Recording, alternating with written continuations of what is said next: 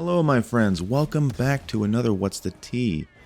It's been over a month since my last What's the Tea video, and a lot has happened.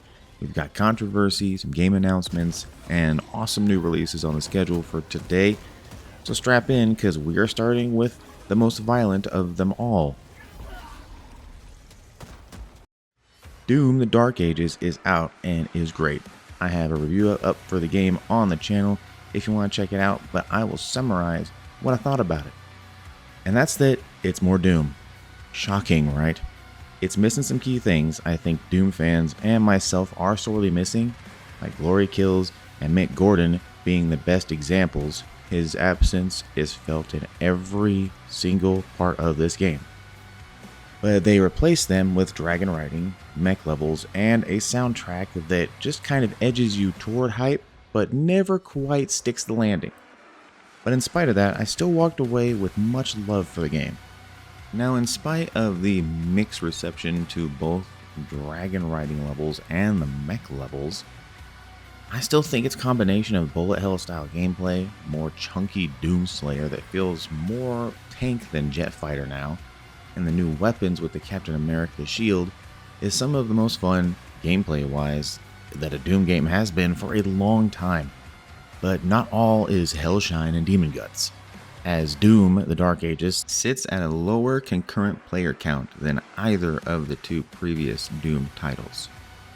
I have a feeling as to why, but like always, it falls into conjecture territory. Maybe it's because of the day one release on Game Pass, maybe it's because of the entire controversy with Mick Gordon turned people away. Or maybe people feel like removing glory kills is a step too far since they cemented themselves in the last two. Either way, I'm glad id tried something completely new, and I think the game is very much worth a look. I will link my whole review down in the description below if you want to check that out to know my full notes and thoughts on the game. In other upcoming news, which is kind of weird to say since it came out last year, Stellar Blade is also coming to PC. It releases June 11th with all the bells and whistles that players like myself have waited for the PC version to see, along with some surprises, like a staggering 25 new outfits.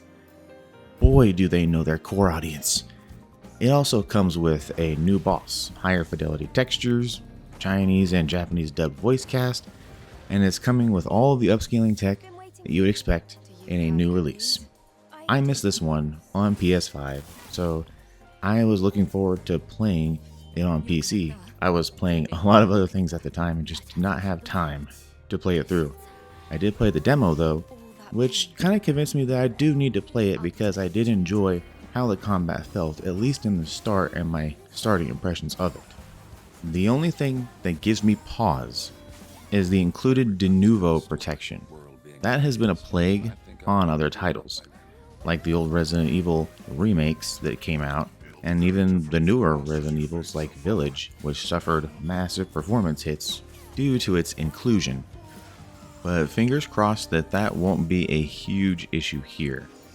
I want this to be a very good PC release because it seems like the very good PC releases are kind of few and far in between when it comes to optimization and running well with no problems at all. So we'll play that here in a couple weeks, and I'm not sure if it'll be a walkthrough, playthrough style commentary thing, or if it's just going to be a highlight reel of me absolutely scrubbing and getting floored by some of the sights. Stay tuned for that later. And now for the big one, and this one has me feeling a certain way, so excuse me if I get a little ranty right here. This is the big one. Bungie is under fire once again, and they have nobody to blame but themselves on this one as well. Marathon has been playable for some time in its alpha stages, as well as Bungie trying to do their best to market this game to everybody but their core fanbase. Which is wild considering that I love Destiny and have for years, have basically given them the means to make it by supporting them through their stupid business practices and decisions.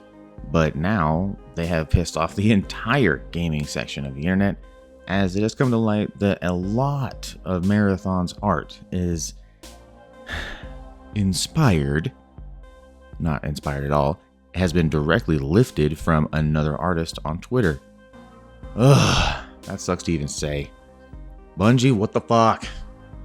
This is like maybe the fourth or maybe even fifth time something like this has happened.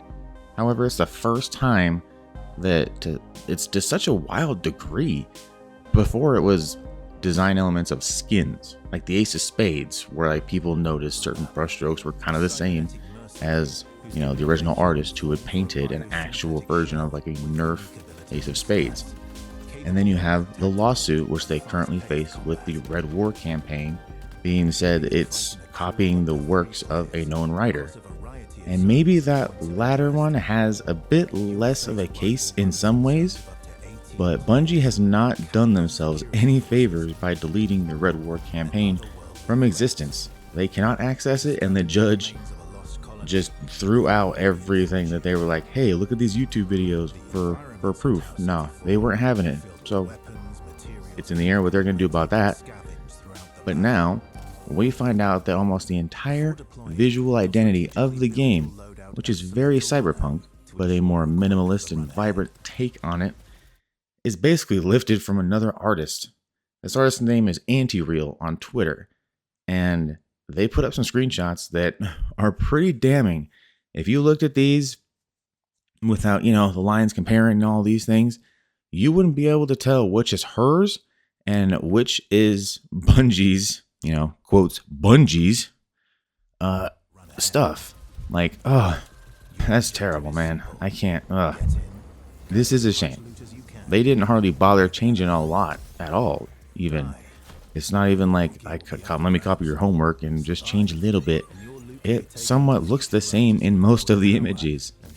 For the moment, Bungie is keeping things close to the chest, but they released a statement saying, quote, "We immediately investigated a concern regarding unauthorized use of artist decals in Marathon and confirmed that a former Bungie artist included these textures in a sheet that was ultimately used in-game. This issue was unknown to our existing art team, and we are still reviewing how this oversight occurred. We take matters like this very seriously. We have reached out to Anti-Real to discuss the issue and are committed to doing right by the artist." Man, you are past that. Oh boy. We are still waiting on more word on what changes are happening in the studio. And frankly, I hope Sony, who bought them for $3.5 billion with a B, like, is going to clean house. They won't just take this laying down. Bungie is a shell of its former self, and they need straightened out. I believe that. And even though I am very critical of a lot that Sony has done recently, I think that needs to happen. This has not only killed Marathon, but runs the risk of killing Destiny once and for all. And that's a damn shame, because Destiny fans have always supported Bungie and through so much crap, honestly, but this is a real morale killer. I personally haven't played Destiny in months for various reasons. Like, it ended with me in the final shape. That was the end. That was the cap on the whole saga. And after that, we should have been playing Destiny 3. That's what y'all should have been making.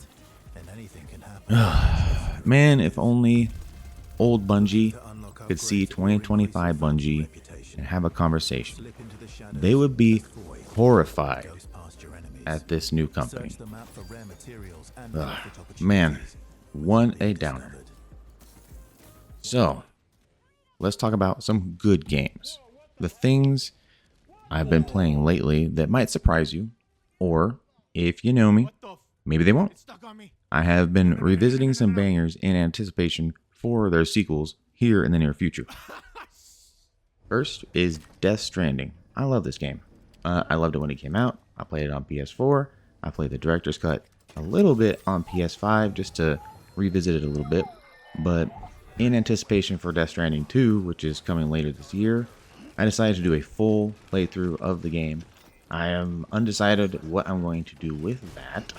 I might like actually just get my thoughts together after finishing it to see if I felt differently about this time, but I don't think I will. I am still very much enjoying the game, and I actually think the only thing that's changed is me enjoying the game a little more this time, understanding some of the game mechanics, and just having a funner time through it.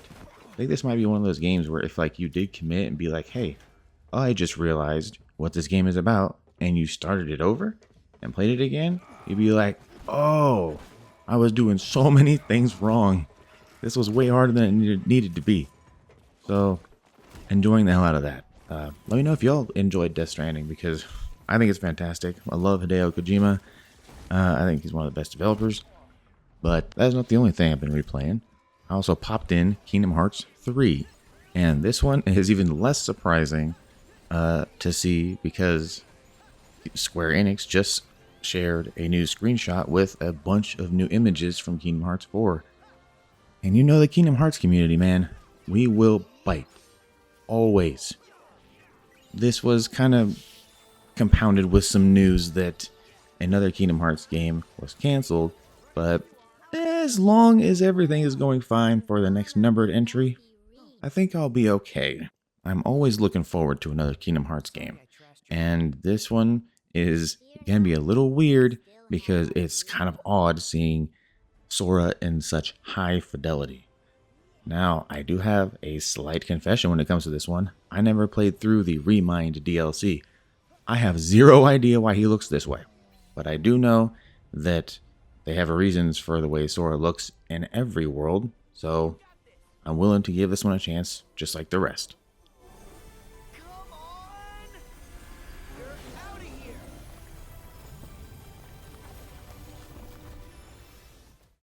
Now, the last thing, I played through Devil May Cry 5 again, because Devil May Cry kicks ass. The Netflix show was not my jam. I did not enjoy that very much. It kind of just annoyed me with some of the changes to the characters, and having the voice actor for Nero voice Dante took me out of it almost every moment of it, especially after playing Devil May Cry 5 again and just absolutely falling in love with it all over again. And it's kind of wild that that is a PS4 game, man. It ages so well. Go back and play it. It is a great time. And if you haven't played it for any reason, go do it, man. Learn them ins and outs of combat because it feels great. Now we have come to a close. What an episode. What have y'all been playing lately? What are your thoughts on the Marathon and Bungie situation? I personally think that they should go back to the drawing board with the whole thing and just make an actual Marathon sequel. They need more positive PR and to let us know that they can even still bring a good product before even thinking about the money right now. Y'all got enough. Y'all were just bought for $3.5 billion. You cannot tell me you cannot make a game with a portion of that money unless you do not know how to use your money. Anyway, that's my thoughts. No one's going to touch Marathon with a 10-foot pole, period. But this has been What's the Tea? I am Havoc Fanatic, and thank you for stopping by and giving this video a watch. I look forward to talking with you again. Peace.